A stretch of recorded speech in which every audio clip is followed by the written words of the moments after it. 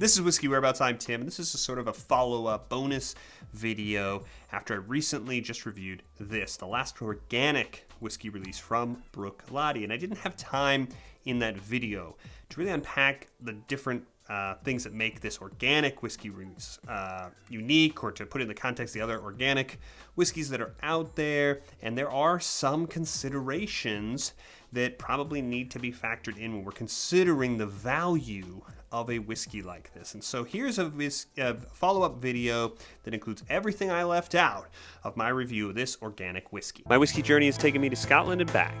I've explored whiskey education, tastings, and distilleries from Islay to Speyside.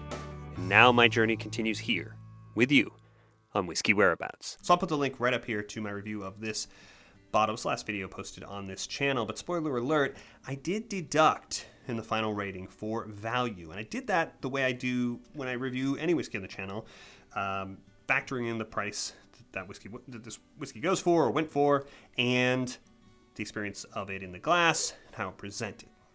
And that doesn't really tell the whole story with a sort of organic whiskey release like this. There's a lot of other factors that are entering into how we got to that price tag that also have merit. So I wanted to follow up. And if you are not familiar, sort of walk through some of the general sort of aspects of these organic whiskeys. There are several of them out there now, scotch whiskeys and world whiskeys. And I wanted to sort of consider some of those factors. And so the first thing I wanted to touch upon was that organic is not just some meaningless term that they just put on the bottle. To be certified organic is a whole thing. So there's a multiple sort of independent agencies that can certify organic status, and Bruichladdich, in the case of Bruichladdich, is working through the Biodynamic Association. So there's legislation in multiple countries, US, EU, Canada, Japan.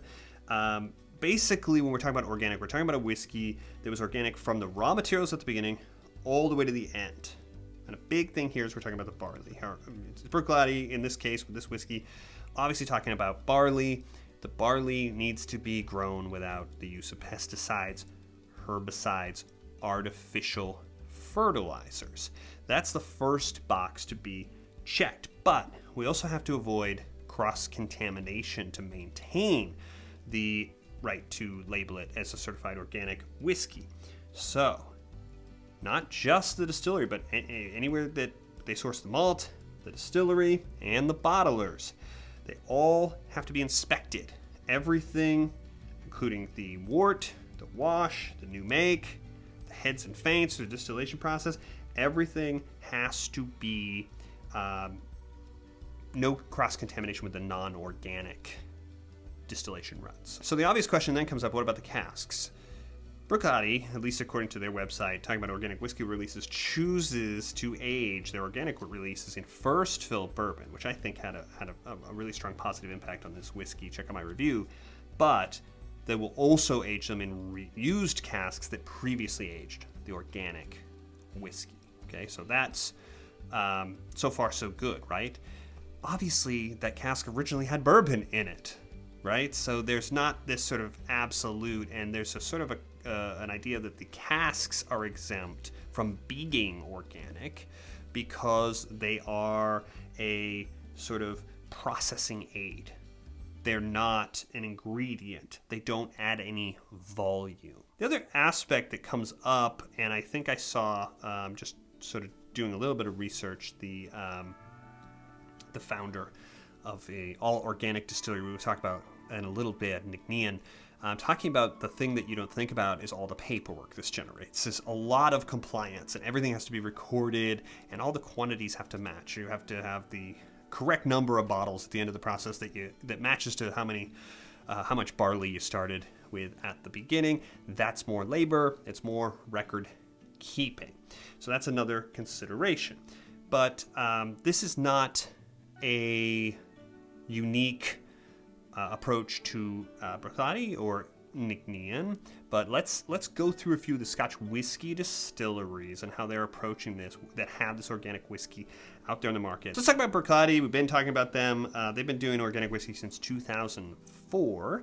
Everything in the process, the mills and the washbacks and all the tanks, the receiver, all has to be washed between runs so you don't have the residue from the, what we think of as standard, normal, non-organic distillation happening. They say they use the bourbon cask because they want to explore and experiment the influence the organic barley has. So it's it's kind of like the Octomore. The base Octomore is in bourbon casks so that they have a sort of a control. That's the baseline. They're putting these in the bourbon cask because they know what to expect. They're not factoring in those exotic casks. If you watch my review, I compared it to the Isla barley, and it had some wine casks, as is common with Bruichladdich, right? Over at Bruichladdich, another very popular distillery up in Speyside, we also have organic whiskey. They've been doing this since 2000. The organic, they only do unpeated on the organic, which the Bruichladdich is usually lightly peated, about 12 ppm. And they do it in new casks. It is certified organic. The casks were certified organic in the US. And they take 2 weeks off from the normal distillation, and they do the organic, they do the unpeated. Their barley is sourced from a single farm in Murray, where both the maltster and the distillery are located in Speyside, so it's effectively single origin whiskey. Deanston, we know they have the organic, another popular distillery. They've been doing it certified by Organic Food Federation since about 2000. And let's talk about nc'nean real quick. Only organic. They don't have non-organic whiskey over there. They are also the first distillery in Scotland to achieve net zero status. 100% renewable energy, nicely designed bottles, all 100% recycled. They've got 10 farmers that are supplying the organic Scottish barley. And this is a distillery, obviously, with a mission. Annabelle Thomas is the founder, and they have obviously set out to be a model distillery, and they are there. They have achieved it. It's very solid whiskey too. They have a head of sustainability. She has her own whiskey. They have some of those special editions in the darker bottles that are named for different members of the team. Really leading and setting the bar for all of this.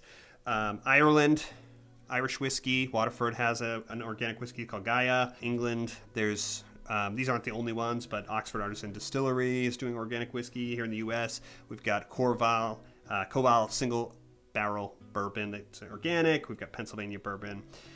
Why are we doing all this? We talked about some of the burdens, right? We talked about all the steps we have to go through to get to the certification.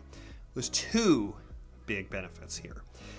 One is that you are getting whiskey derived from raw materials free of pesticides, artificial chemicals, which is a good thing.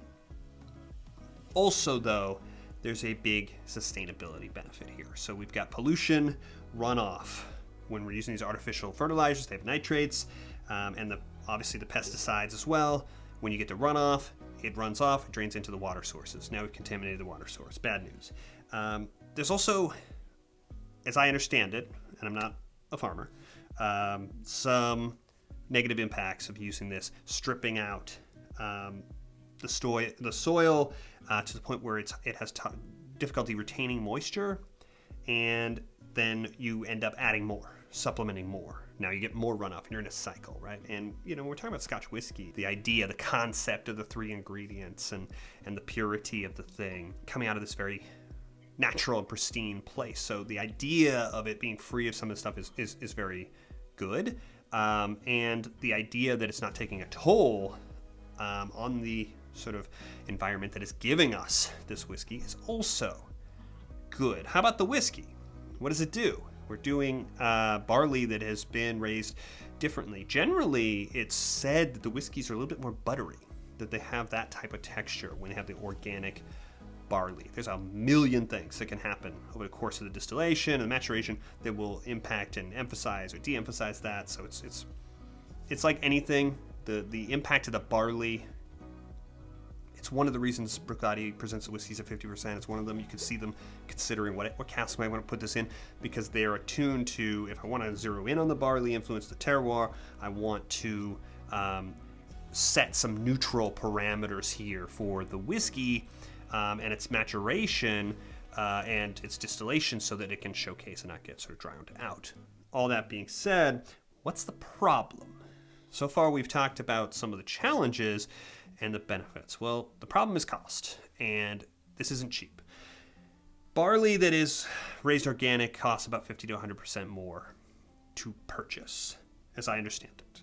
But it yields only about 90%. Why?